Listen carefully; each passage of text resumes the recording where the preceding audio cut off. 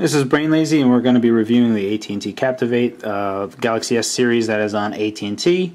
There is also for the T-Mobile, which is Vibrant. Verizon's getting it. It's called the Fascinate, and Sprinter's getting it for the Epic 4G. Verizon, it's only out for T-Mobile and AT&T right now. Verizon's probably not going to come out with it for a little bit. They are pumping the Droid X right now, so I don't think they want to have competing line going on at the same time. Same thing with Sprint. They have the Evo 4G that they're pumping right now, so they're going to wait for that to die down a little before they would start selling on their service. So you have to wait a little. So right now we're just going to show you off some of the features. Right up here you have a sliding micro USB door, which works really nice, feels nice and secure when you close it. There's a 3.5mm headphone jack. You have your power button here, you have your mic here. Over here you have your volume rockers that are pretty confident. They feel pretty good coming in and out. This is a speaker right here. This is your 5-megapixel sensor, 5-megapixel cam. Over here there is no front-facing camera. You have your light sensor and your proximity sensor over here. We're going to actually show you how sensitive that is with the test functions. You actually can hear that coming out. This is a nice metal back. You have a 1500 milliamp hour battery. Lasts pretty long, provided that you don't have a lot of things that are constantly syncing in the background. You can see here that this is like a nice metal back. It's very hard to bend. It's very rigid. Feels really nice and secure when you get in here. It's one of the nicest feeling things that we got here. And it's a nice sounding secure snap. So really overall the phone is very solid. It's 9.9 millimeters thin. The only problem is that the only problem with this design is that when you're taking it out of your pocket, whatever way it's in, there's no real indication because everything feels kind of uniform. I guess you can kind of feel for this camera. The only real thing that you can honestly feel for is this embossed lettering. It kind of pokes out, so maybe when you're digging through your pocket and you're like feeling for this, you actually know what the orientation of the phone is. But sometimes when you grab your phone and you take it out, you look at it like this, it takes a second because this is completely smooth and black and glossy and looks nice. It takes a second to realize that you're holding it wrong, and then you got to flip it over. So that's the only complaint that we actually have with this design. It's not a big complaint because you can actually hold this, or maybe if you get a case, you can actually understand what the orientation is. It's not really a big problem, but it's just something that we wish that they had, just so that you can feel for it in your pocket quicker, just to have it more quick access. So now that we talked about the outside, we're going to talk about the inside stuff for right now. So we already discussed the TouchWiz 3.0 interface. That's another video that we have on our channel. Please check it out. We discuss all the different things that it has. Right now this is at its lowest brightness setting. It's still amazingly bright even at its lowest brightness setting. Real quick, some of the AT&T apps. You have the AT&T navigation. When you go into the Android market, you can it'll update to the navigation for Google Maps. So I don't know if this costs you money, but you do have the free option with Google Maps. It works perfectly. We'll do the test. So real quick, you can just see what red looks like. You can see what green looks like. So you can see that blue, everything works fine. One of the nice things that we can do, so if dimming, you can actually see what the gradation looks like. And this should be fixed in 2.2 because 2.2 supports 24-bit color mode. Right now we're only in 16-bit color mode, and there's some issues with this pentile matrix. Let's go back into MegaCam. So we're taking a picture right in front of me. Takes a picture, you can see it. Works fine. But then on the European model, it goes to the front-facing camera, which says does not, so we're definitively pointing out that it does not. The next is a sensor. So at the bottom you can see that it's the pitch, yaw, roll of the electromagnetic sensor, and then you have the accelerometer here, which is XYZ. So it knows where it's at, like that, but it also knows where it is spatially. So it's spatially aware, and it also knows where true north is, so you can see that right there. One of the other things that you can see is that there's a light sensor right here, and I don't know if you can clearly pick that up. Right now we're showing 126 lux, so it's picking up light, and it's actually pretty solid. It goes down, it's down at 77, 61, so it picks up pretty fast. So if you did want to employ the automatic brightness setting, it does work really well, and it works fast, so you don't have to worry about it changing gradually as you go in and out of doors and stuff, so it's not really too annoying. I choose not to do it because I like to adjust it manually. Normally I like to just keep the lowest brightness setting because, I mean, it's pretty bright as it is on the lowest brightness setting. But the other thing is you can see the proximity sensor. You can actually see how responsive it is right there. You see the green, when it goes green, that's when it detects my finger.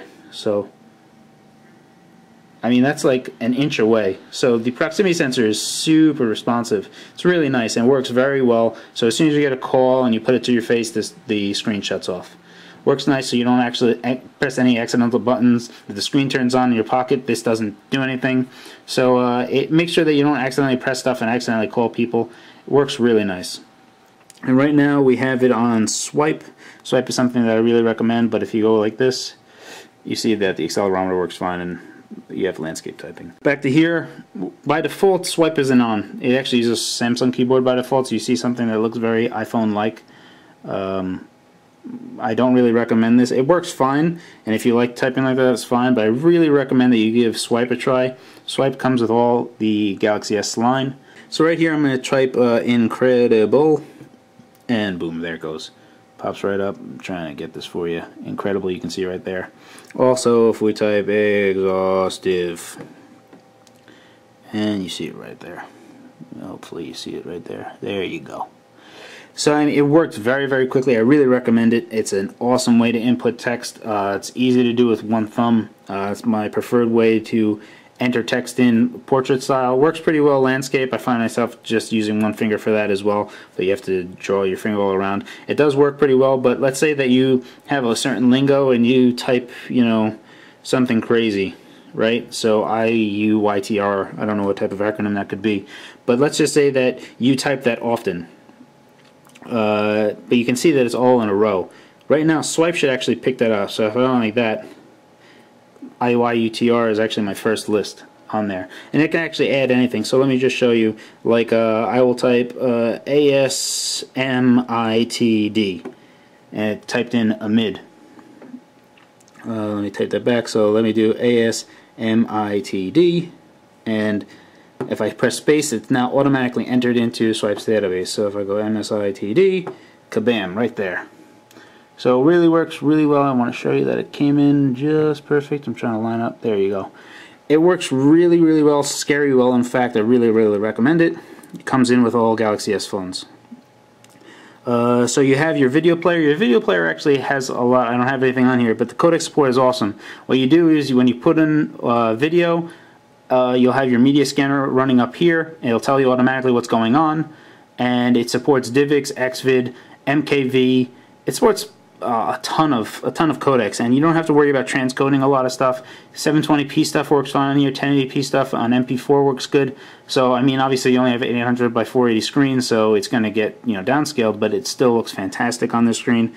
Really recommend it. Super AMOLED screen. So it is pentile matrix, so we'll probably do another bit on that in another video, because there's a lot of math that goes into that, trying to calculate what the actual resolution is over this interpolated type of display, but it still comes off really, really nice. Really, really like it. This is another feature that they have. We can go into the camera.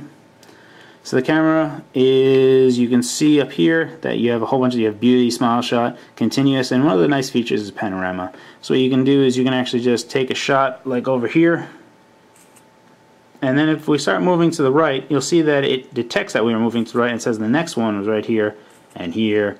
So what you can see is that there's a progression, and what it'll do is it will actually build a panorama, and it will stitch it together automatically, and that's one of the features that are built into this one. It's really nice. You have vintage shot, add me, action shot, cartoon. So all these little like gimmicky type of things, I don't really recommend them.